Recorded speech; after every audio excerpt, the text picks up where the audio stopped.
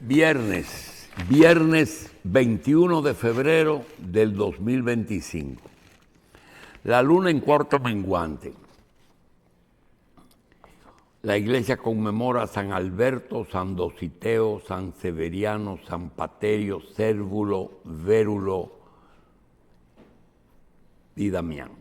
Hoy es Día Internacional de la Lengua Materna y Día del Turismo.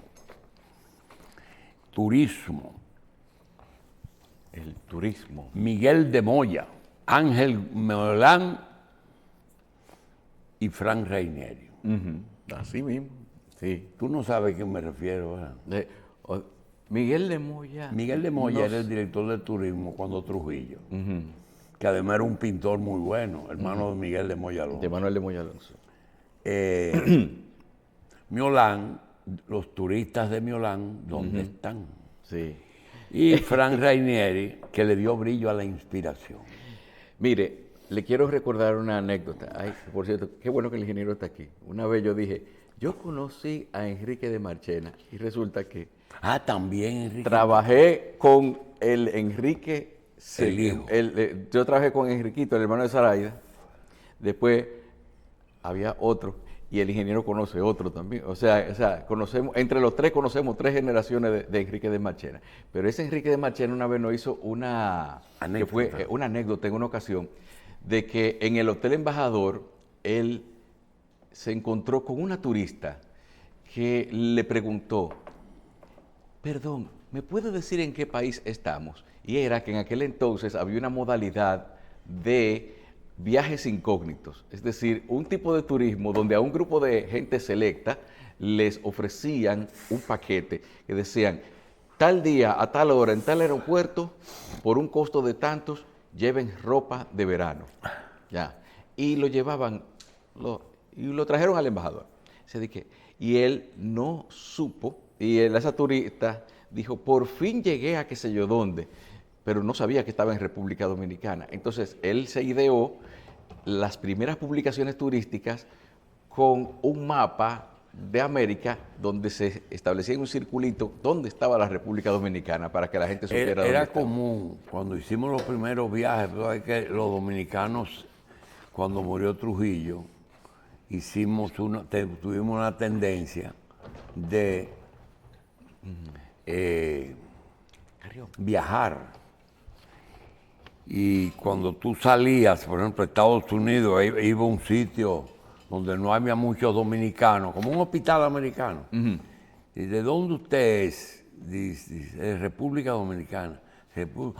Trujillo. Sí. Así era que te decía. Bueno, Día Mundial del Turismo. Ana Iris Fermín de la Rosa, militar de la Fuerza Aérea, cumpleaños. Hoy cumpleaños una persona que nosotros celebramos mucho porque Dios le dio vida después de haber pasado unos días muy difíciles. José Guillermo Suet. Sí. José Guillermo está en Barcelona y pasó unos años difíciles. Stephanie Fatule Báez, hija de dos personajes. Mirta Mejía Guzmán, Mitra, de los Mejía Guzmán.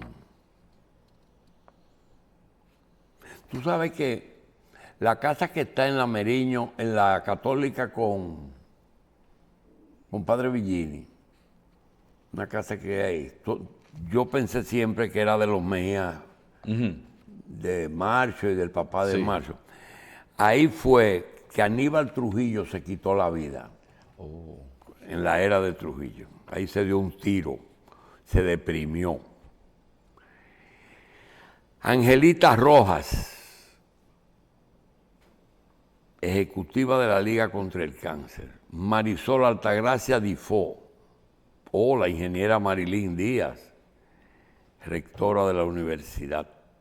Carolina Bautista y Onofre Rojas. Esas personas nacieron un día como hoy. Bien, señores, hay El ingeniero Cuello está con nosotros y como dijimos la semana pasada, la participación del ingeniero, él nos trae siempre las cosas que más tienen incidencia en el país. No pretendemos aprovechar los conocimientos ni la experiencia de una persona que no necesita que le cuenten nada de los últimos 80 años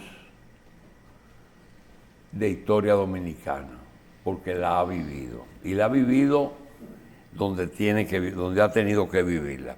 Ayer nosotros tratamos un tema que en el caso del ingeniero Cuello, quizá es la persona que mejor experiencia tiene en ese tema.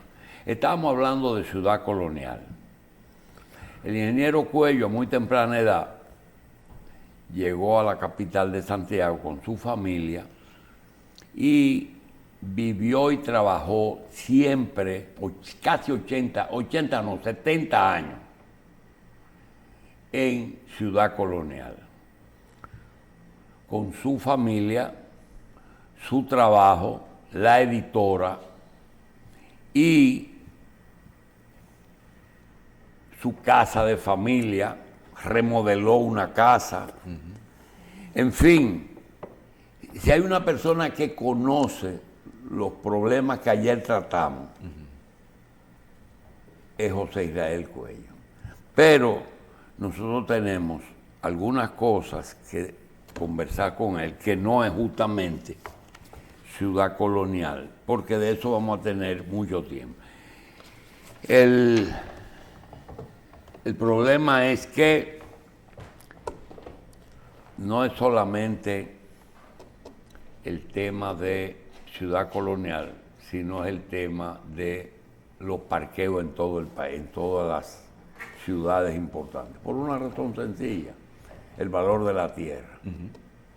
No es verdad que tú vas a construir un parqueo para un carro si ahí puedes hacer una vivienda que cueste millones de pesos. Sí. Es un número muy sencillo. Claro. El asunto es que Joaquín Balaguer, no sé, parece que no funcionó ahí la visión que él no tenía. En el gobierno de Danilo, Gonzalo Castillo dio a conocer 6 parqueos que se iban a construir en la periferia de la zona colonial, básicamente en la acera sur de la avenida Mella. Pero fuimos y vimos una cosa, en Jobo Bonito, Balaguer se le ocurrió hacer una serie de edificios de apartamentos, en donde mismo está la muralla. Pero no, ¿de Uno dónde no le se salió explica eso? eso. Mientras tú vas a La Sirena y encuentras que un reducto de La Sirena la tienen como un patrimonio histórico. No, ellos metieron como 4 o 5 ahí en Jobo Bonito. Apartamentos, en el peor de los lugares. No sé qué pasó.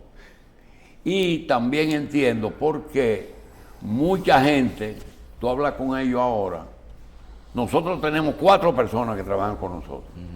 2 viven en San Cristóbal y 2 en Villa Altagracia. Wow. Y prefieren ir todos los días Sí. y no pasar por el problema de tránsito y de parqueo aquí. Es decir, que el problema de Ciudad Nueva y Ciudad Colonial, lo que uno que le decimos es que no es solamente ahí, pero les recomendamos que no, a menos que usted quiera caminar a pie, si usted es un pedestrian, Sí, tiene que... váyase Sí. ahí, porque ahí todo es a pie. Sí.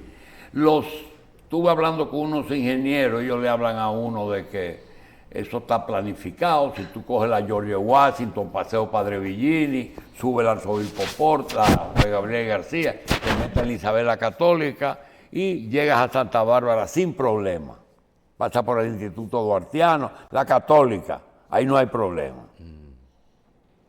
Pero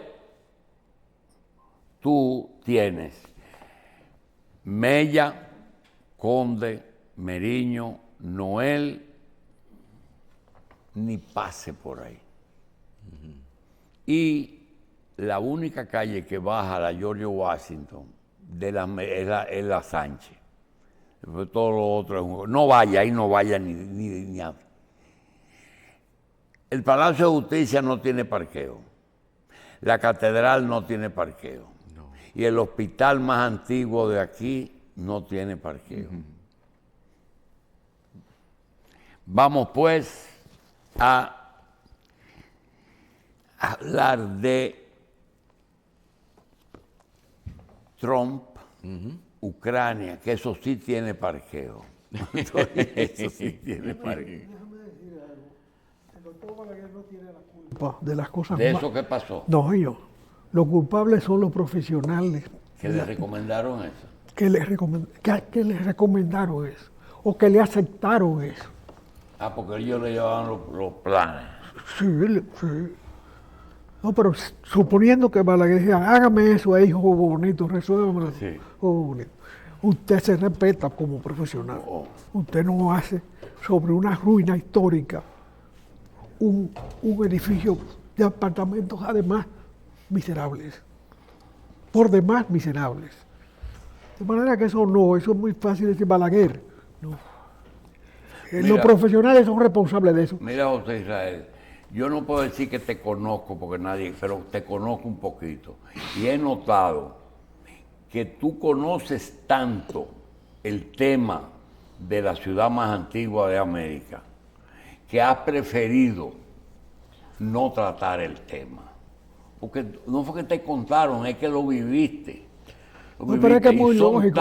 Todos los problemas que hay ahí lo conoces tú. Pero es muy lógico. Si tú tienes esa ciudad así como está, lo primero que tú tienes que definir para un espacio de ese tipo son los sitios de entrada y los sitios de salida. Y ella lo tiene resuelto, porque está la muralla, que hay que rescatarla completa. Sí, desde los bomberos hasta Santa Bárbara. No, y la Palo Hincado. Y la Palo Hincado. Sí. Hay que rescatarla completa, tumbando lo que haya que tumbar. Lo que haya que tumbar. Porque en la Palo Hincado, la muralla tiene dos funciones. ¿Tú sabes cuál es? Se pared del norte y se pared del sur. Sí. Hay paredes enterradas.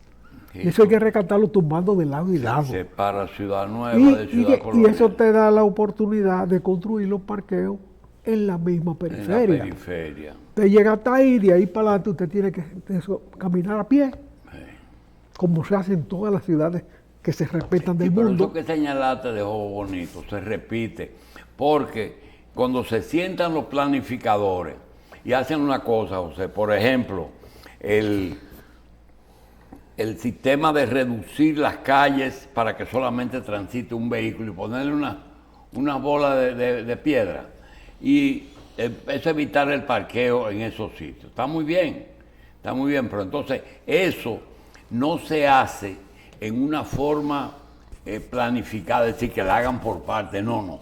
Todos juntos, por todas partes, porque hay 4 o 5 organismos que están trabajando paralelamente. Ese es un factor muy importante, pero con una solución urbanística adecuada. Tú no tienes que entrar carro a la ciudad. Tú puedes poner vehículos pequeños, sin muchos requisitos, para que lleve a la gente desde su parqueo hasta donde vaya. Y punto. Más nadie entra con carro ahí, ni siquiera los habitantes. Los habitantes también parquean antes de entrar. Y ya, y se acabó. Ahora, esos criterios se han discutido, se han hablado, pero la autoridad está dispersa. Sí, pero a lo mejor lo discute quien no tiene decisión. La autoridad está dispersa entre 20 comisiones. 20 cabezas Y, que y mandan. y la historia final de esa zona es para peatones, ¿verdad? Eso es para caminarlo a pie, Pero ¿verdad? claro, ahí va la gente a ver la ciudad colonial. No, no, pero los que viven, que se vayan de ahí, ¿verdad? Hay que reducir la cantidad de habitantes dentro de la zona. Eso es un requisito natural. Pero si se impide la entrada de vehículos y se garantiza un parqueo seguro a la entrada, tú tienes la ciudad libre. Sencillo. Eso se ha discutido una y otra vez. Tú puedes hacer un parqueo inmenso en la Avenida Mella, debajo de la Avenida Mella. Pero no dentro de la ciudad, lo que define la muralla. Sí, Tiene- pero hay tiene- también, está- hay hay que también respetarla. eventos, por ejemplo, tú tuviste una editora y lo más que pasaba era que ahí detrás, por las damas, por ahí detrás, por la tarazana, había un parqueo. Pero el tema es diferente, es que puede haber un autor que vaya a discutir su libro, pero cuando el Instituto Duartiano tiene un acto, ahí hay un problema. Porque tú no le puedes decir a la gente, vayan a la Avenida Mella a parquearse, porque además en la Avenida Mella no hay parqueo. No, por eso te digo, lo primero que hay que hacer es definir urbanísticamente esos criterios. El Palacio de Justicia, que está fuera de las murallas, no tiene parqueo. La Catedral Primada de América no tiene parqueo. Pero yo me pregunto, ¿y medidas provisionales, José Israel, se permiten? Por ejemplo, la Fortaleza Osama tú no puedes parquear. Pero provisionalmente, hasta que resuelvan ese problema, no se puede tomar una medida de emergencia. Hay que de medidas de emergencia. ¿Perdón?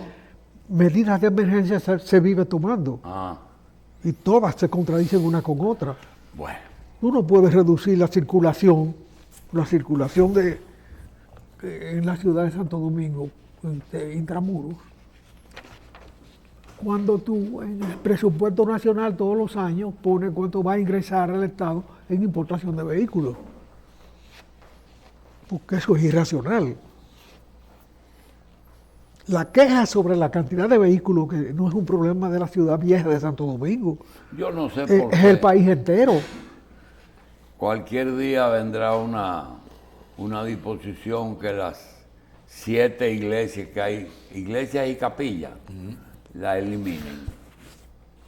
Sí, es una posibilidad. Pero No, hay no. países donde se están dedicando a otra Todos cosa ya. los días en las Mercedes había un acto político religioso, todos los días. Sí. Y hoy no existe donde parquearse, ni un carro. Dios. Bien, Sí. la palabra de hoy. A los principales agentes de la lucha contra la corrupción de Estados Unidos, dejen pasar los delitos de un político corrupto a pesar de las sólidas pruebas de su culpabilidad, porque hizo un trato corrupto para ayudar corruptamente a un presidente corrupto.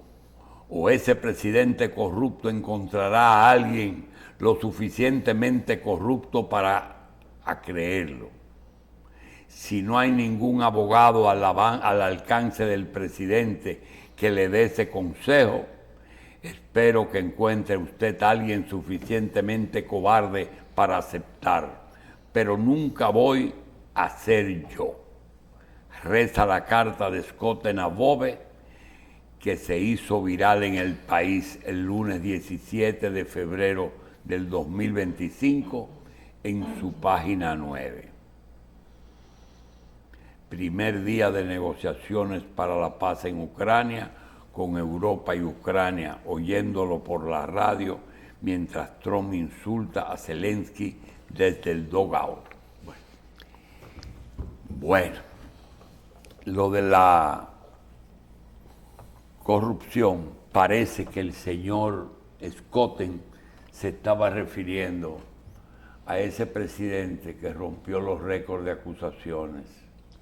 Pero vamos a hablar mejor de lo que está haciendo. José, primer día de negociaciones para la paz en Ucrania, con Europa, Ucrania, oyéndolo por la radio mientras Trump insulta a Zelensky desde su dogao allá en Estados Unidos.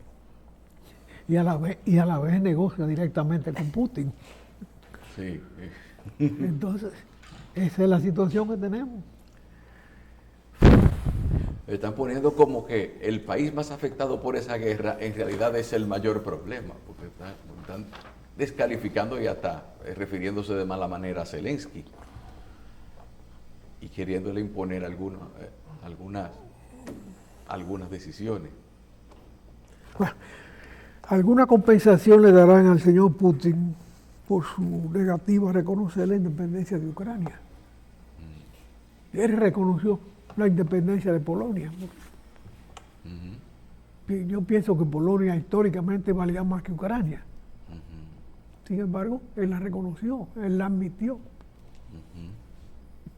Y admitió que se fuera rápidamente toda la periferia, que junto con Polonia fue parte del botín que recibió la Unión Soviética en la Segunda Guerra Mundial, al término de la Segunda Guerra Mundial, donde si bien los créditos de la Unión Soviética por su resistencia frente a las tropas de Hitler, que a partir de el fracaso de Stalingrado tuvieron que retirarse para siempre, hasta ahora.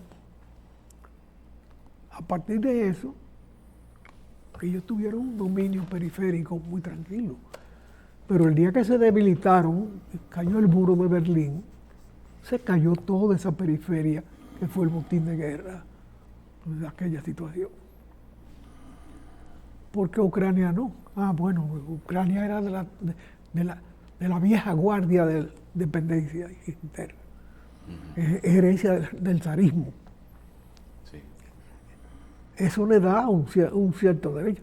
Pero también en la Segunda Guerra Mundial las tropas entraron a las zonas soviéticas, pasando por Ucrania, y salieron pasando por Ucrania.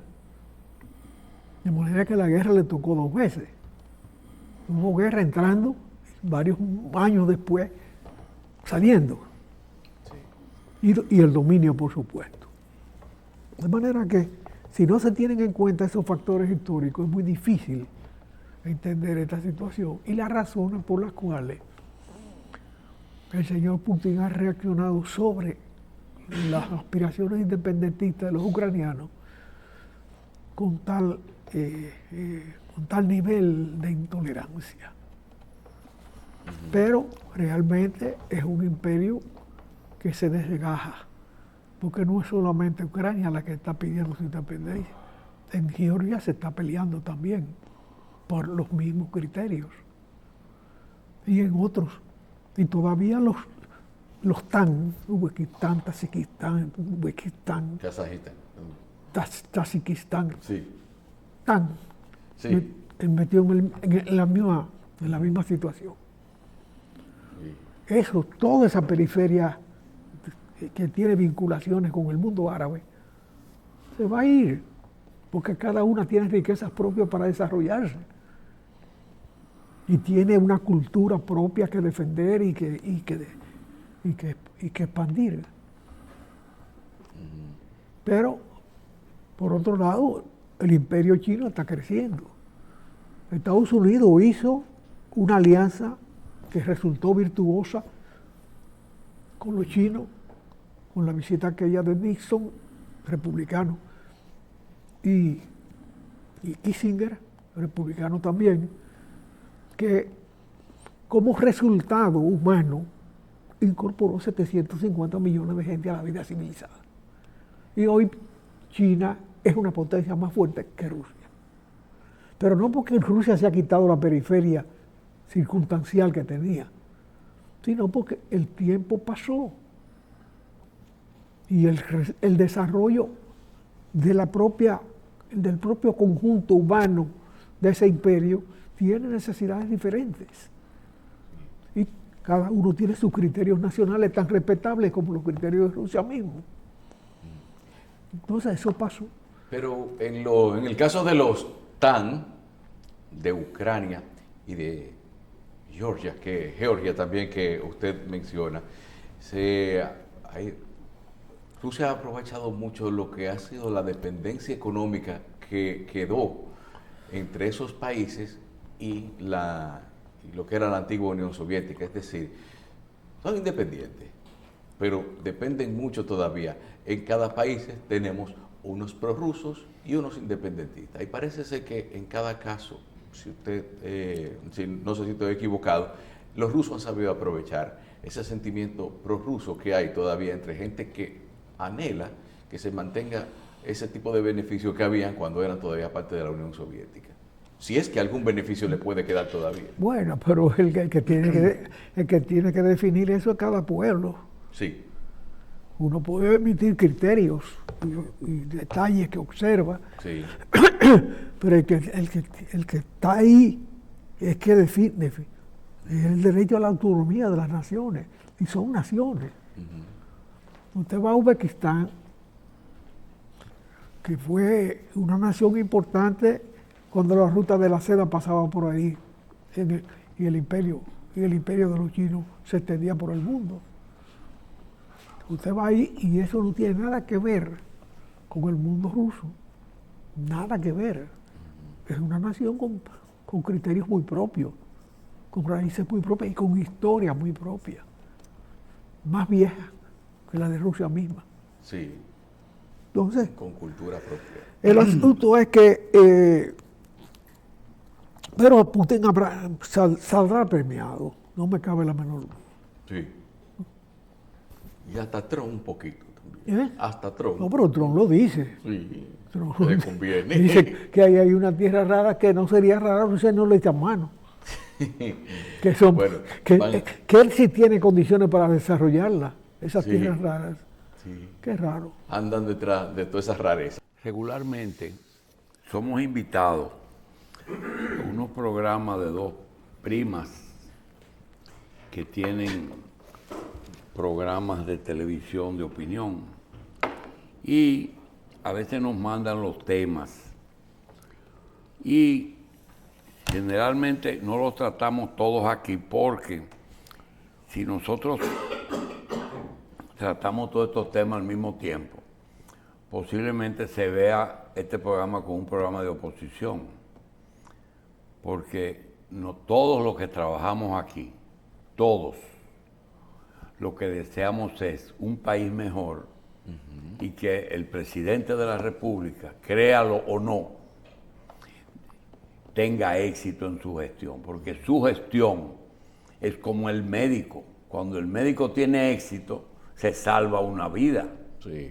Es lo mismo que nosotros deseamos de la gestión del licenciado Abinader. Sin embargo, a veces ocurren cosas que dicen, ¿y a quién acudimos? Nosotros, de toda esa lista que nos mandan las parientes para tratar en sus programas, como son la operación del aeropuerto de las Américas, que se llama Caucedo, ¿verdad? Punta Caucedo, sí. Que 3 años antes de vencerse, etcétera, y después lo cogeremos como 50 años, pero el dinero lo cogimos ahora, ¿verdad?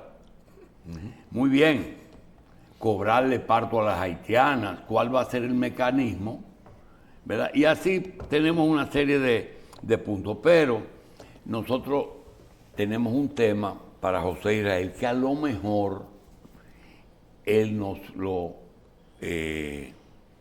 puede descifrar. Hace 2 o 3 días el presidente regresó de un evento en Guyana y dijo que la República Dominicana está lista para explorar el petróleo en Guyana. Nosotros lo único que hemos dicho, bueno, puede ser que el presidente haya convencido a un grupo de inversionistas dominicanos que contrate geólogos a una firma internacional y se vayan a Guyana a explorar, porque cuando uno ve eso, lo que se le ocurre es hacer preguntas, explorar y luego explotar. Pero vamos a hablar de explorar. Uno no sabe si hay petróleo en Charco Largo. Esa es una expresión de Antonio Guzmán. Sí. José, en el tema de el presidente dominicano que asumió la responsabilidad de inversiones del Estado fuera de República Dominicana, por ejemplo en Guyana, cuando dice podemos invertir. Cuando tú oyes eso sin una explicación adicional, ¿en qué tú piensas? Que eso al que más le conviene explicar ahora es al presidente. A él, ¿verdad? Sí, porque eso conlleva compromisos de soberanías, comenzando por ahí. Además, una inversión de un Estado en otro Estado como tal es extraña, es rara. Una cosa es que una empresa dominicana vaya y haga inversiones. Hay empresas dominicanas que tienen asiento aquí que hoy venden energía en Sudamérica completa, y en Panamá sobre todo. Y tienen el ámbito internacional, han desarrollado ellas esas relaciones y esos compromisos. Pero un Estado invirtiendo fuera como Estado es peligroso. Y esto debe definirse antes de que eso se materialice, porque las consecuencias pueden ser sumamente complicadas. Donde hay problemas de soberanía, hay como una cosa muy clara. Yo creo que aprovechar una oportunidad siempre puede ser positivo. O sea, conocer y manejar, desarrollar en plano una situación de inversión así es peligroso, porque en definitiva el Estado tiene cabezas cambiables. Mañana llega otro a gobernar y puede tener un criterio distinto en el mantenimiento de ese compromiso y en la salvación o de aspiración de esa inversión. Pero además hay un problema jurídico. Yo pienso que el Estado, si va a hacer eso, debe tener una consulta con los otros poderes del Estado, lo entiendo yo. Por maleables que sean, sabemos todos las debilidades, o no sabemos nada, pero somos víctimas de las debilidades del sistema democrático dominicano que se ha construido sobre la marcha como en todas partes. Pero, y que siempre está en construcción. Tal vez esto es un aporte del presidente actual que va a ser meritorio, no sé.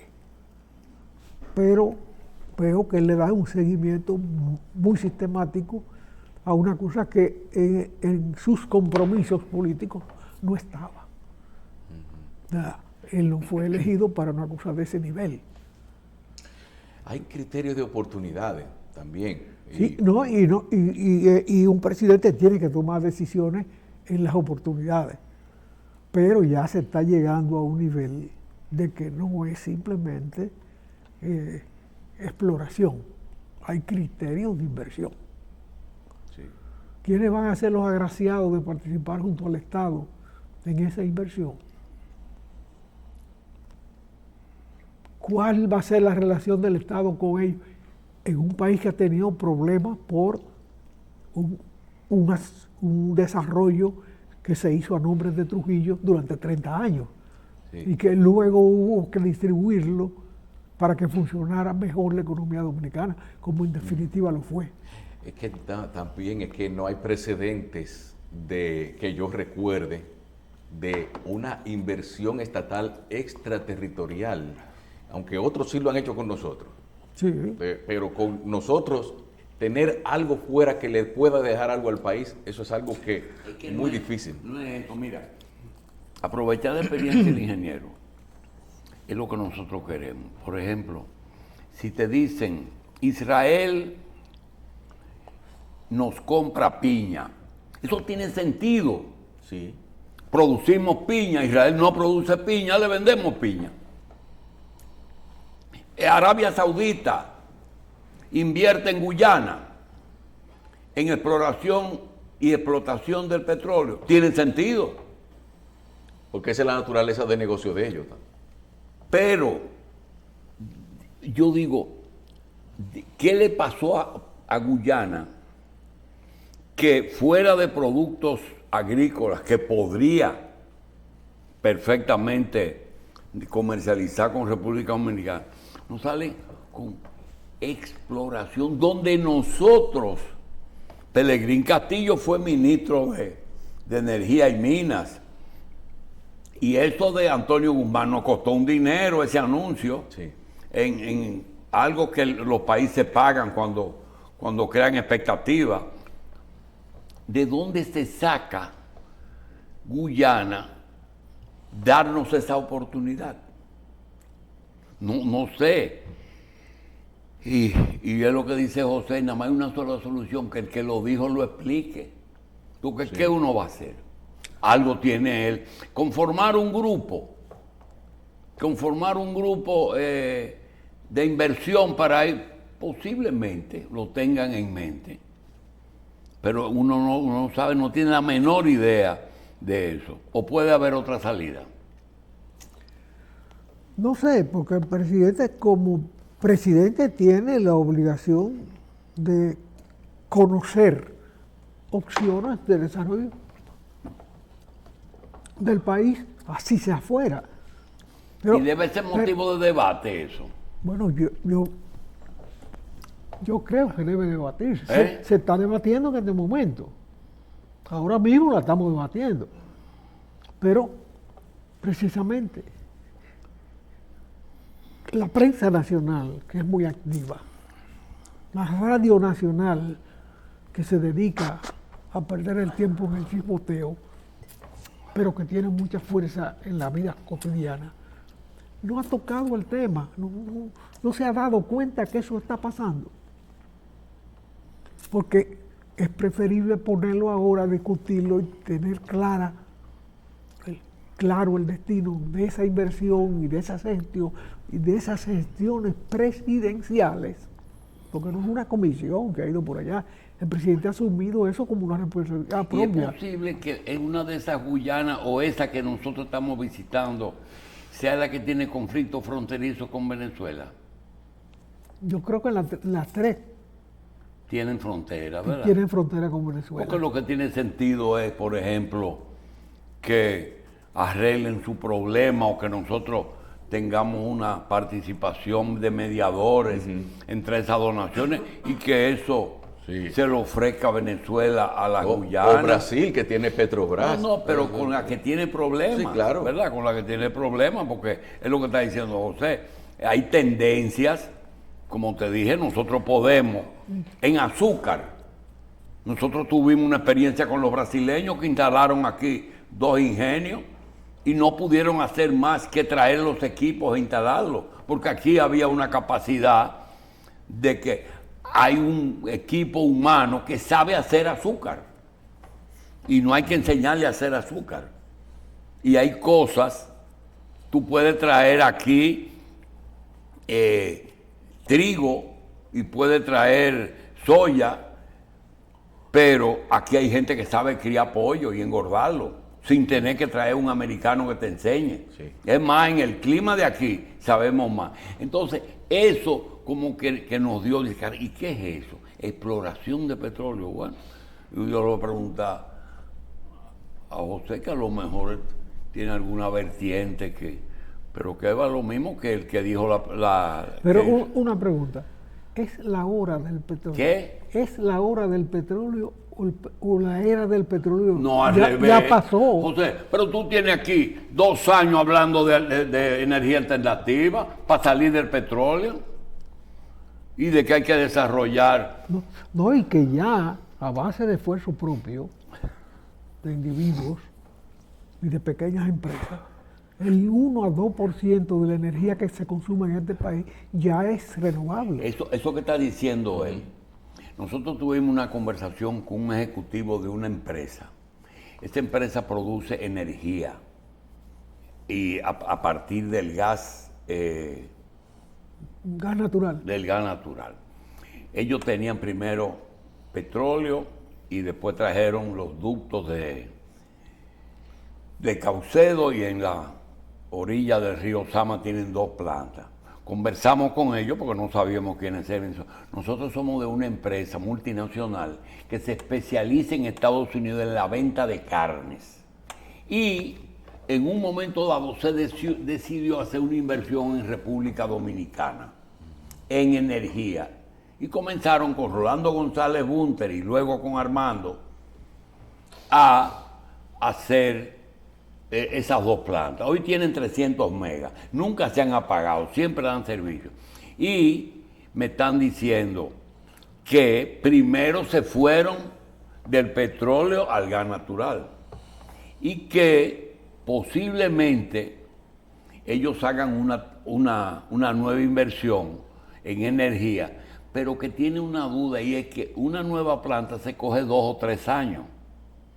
Y él mismo me pregunta, me dice, el problema es que en esos 2 o 3 años bajará mucho el combustible tradicional, y la única inversión que ellos harían aquí es en una planta experimental de energía no tradicional.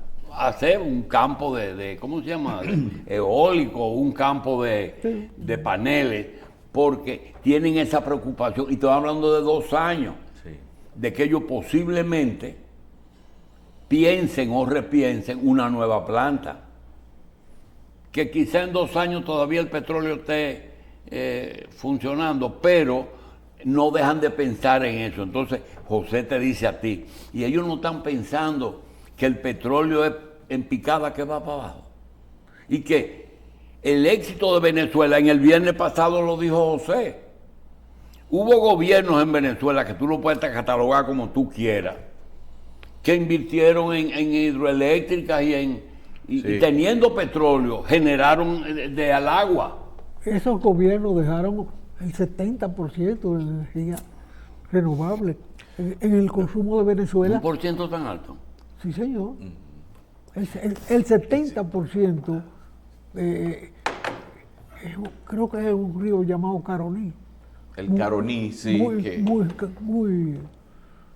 Muy extenso, muy largo, que usa Venezuela casi entera. Sí, porque desemboca en Brasil,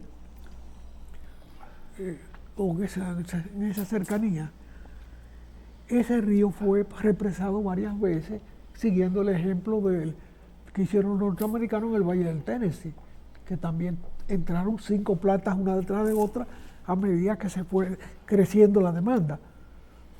Pero se hizo calculado desde el principio que el Tennessee tiene 5 presas, 5 plantas. En el único sitio que tú ves el Salto de Jimeno es un sello de correo, porque ya el Salto, pero alguien dijo que el Salto de Jimeno aquí y el Salto del Ángel en Venezuela no se han industrializado porque solamente son bonitos, pero que su capacidad es muy poca para mover una turbina.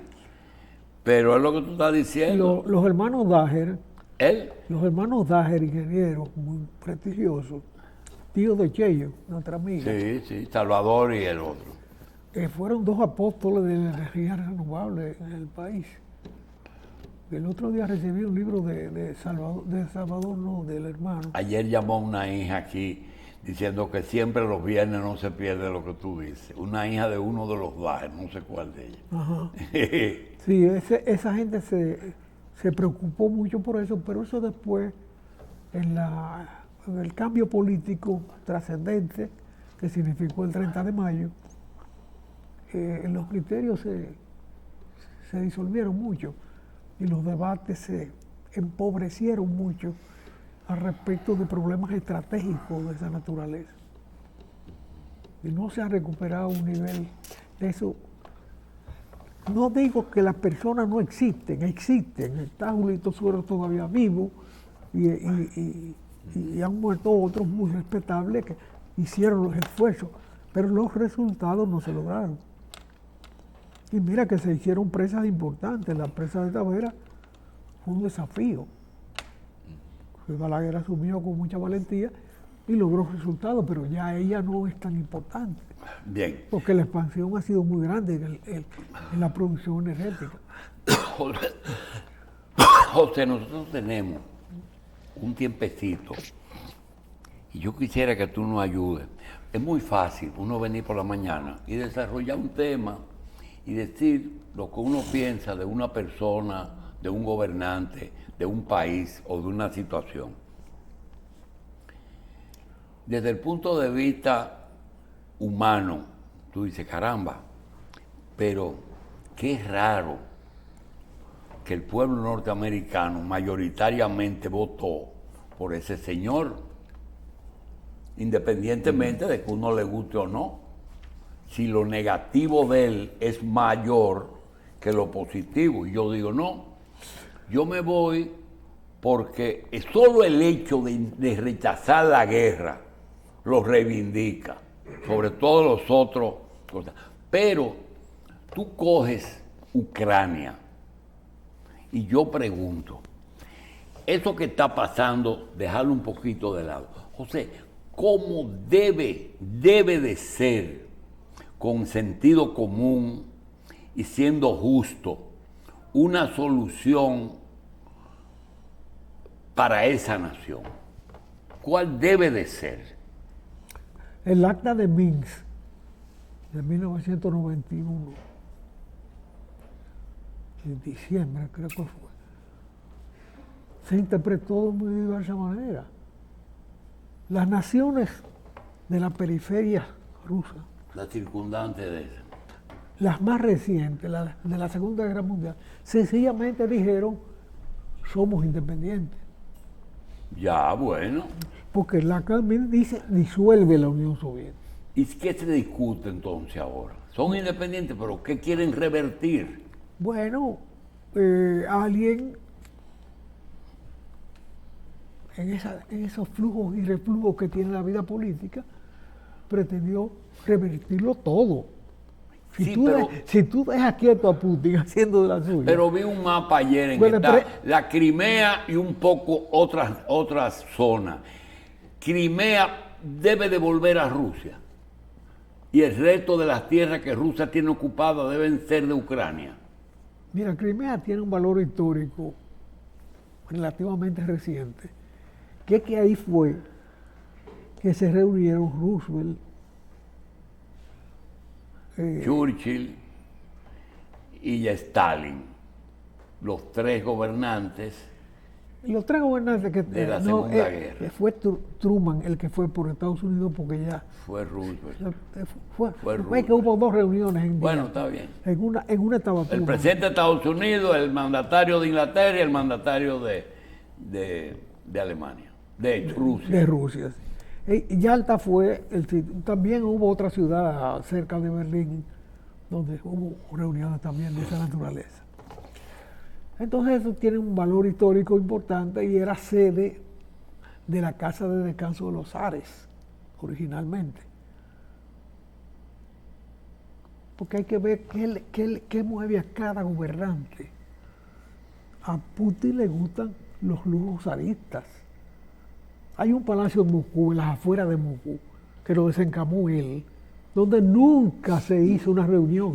Y esa reunión de esos tres era un mecanismo de autoprotección para que no vaya a crecer lo que representó para ellos un problema que fue el nazismo y Hitler, o realmente era una repartidera de un botín de guerra. Ambas penas a la vez. Todo coexiste. Todo coexiste. Tú has expresado dos criterios alternativos. Sí, hay de los dos. Pero las características de Putin dicen que es el hombre más rico de Rusia. Bueno, pero él tiene inversiones en alguna empresa, que se sepa no. Pero él se da los lujos del zarismo. Esa mesa inmensa de mármol blanco, preciosa, nunca salió a la escena del baile público de los dirigentes soviéticos. Nunca. Sin embargo, Cuando se cambió la situación, ¿a dónde cogieron perdiendo el tiempo a Gorbachev? De vacaciones en Crimea. Ahí fue que le dieron el golpe. Entonces, pero Putin hizo un puente para ir a Crimea, que es un puente que se voló como los primeros resultados de la guerra. Pero una cosa inmensa, y eso no tiene... para obviar un camino peligroso. Porque camino había para llegar a Crimea, se llegaba. Y sobre todo que ahora no se viaja en carro. Si tú vas de Moscú a Crimea, tú no vas en un carro, como en un avión, o en un helicóptero. Y te aterrizas y te ponen en tu cama. No es en la casa, en la cama. De manera que, pero él le gusta ese palacio tiene valor histórico, como tiene valor histórico el palacio cerca de Moscú, que nunca usaron en la época soviética abiertamente ninguno de sus dirigentes. Es más, algunos probablemente, como Khrushchev, ni se dio cuenta que eso existía. Porque era un hombre más sencillo, que el boato no le gustaba. Sí. Pero uno se pone a ver y uno dice, oye, pero está terminando como rebelión en la granja. Que terminamos, lo que hicieron la rebelión contra los humanos, terminaron viviendo igual que ellos. Carlos, hay una situación. En el año 1939 hasta el 45, fue la Segunda Guerra Mundial. Nosotros, y ahí hablo de nosotros, porque a pesar de que ya José tenía una edad, son de esos 2 o 3 años que son importantes, que marcan una diferencia. Pero cuando termina la guerra y viene el 52 al 55, la guerra de Corea, ese fue el momento en que nosotros comenzamos a leer prensa. Eisenhower, guerra de Corea, la cantidad de puertorriqueños que mandó a Estados Unidos a esa guerra, empezamos a leer cosas raras. Y surgió aquí algo que me parece que se está replicando en el mundo, y es que nosotros teníamos dominicanos, inclusive gente que manejaba prensa. Decía José Cuello en una participación hace mucho, que en el periódico La Información, un señor recibía los mensajes por teletipo y que él mismo clasificaba la información y decía, eso es propaganda de los aliados, eso es propaganda, y entonces él mismo clasificaba. Pero eso se iba más lejos. Nosotros conocemos personas que a sus hijos le pusieron Mussolini y Hitler. Sí. A sus hijos le pusieron esos nombres porque eran admiradores de eso. Ahora está ocurriendo algo que no es exactamente parecido. ¿Qué será? Y es que yo veo personas que rechazan a Putin y a Trump, pero otros que casi lo canonizan. No, esos son. José, frente a esa tendencia, ¿a quién uno le da la razón? Porque yo veo que yo no, que Putin es una tranca en Rusia. Dice, no, eso es. Inclusive el hombre está hablándole de democracia a Zelensky. Es un cómico hablando de disparate. Pero eso, ¿quién descalifica a Zelensky? ¿Qué? ¿Quién el que descalifica? Trump le dijo eso, cómico, a Zelensky. Cómico malo. Sí. Sí, porque Sí, porque hay cómicos buenos. esa es su función, ser cómico bueno, no malo.